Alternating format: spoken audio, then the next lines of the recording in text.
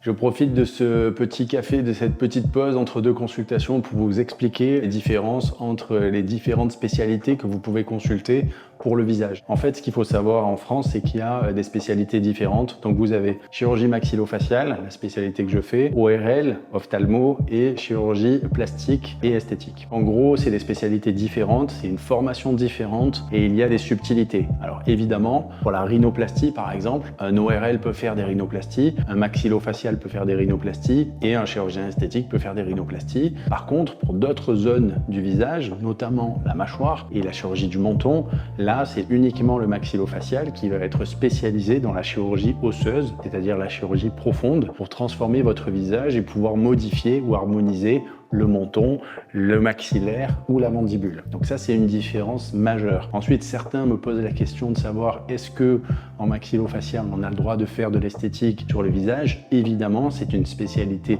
médico-chirurgicale et esthétique, à savoir que en maxillofacial, on s'arrête au niveau du cou, donc on peut faire tous les actes sur le visage et le cou, on ne fait rien en dessous du cou, on laisse cette partie du corps en esthétique pour les chirurgiens esthétiques. C'est pour ça que vous avez des praticiens qui font uniquement, par exemple, de la prothèse mammaire ou des lipoaspirations. Et après, dans le choix du praticien, c'est une question d'expérience. C'est un peu comme tout. Si tous les jours vous jouez du piano, vous allez être meilleur en piano que quelqu'un qui en fait une fois tous les 15 jours ou une fois par mois. Donc quelqu'un qui fait de la chirurgie du visage tous les jours va développer une bonne expertise. Avant de consulter, renseignez-vous bien sur la qualification et l'expertise du chirurgien.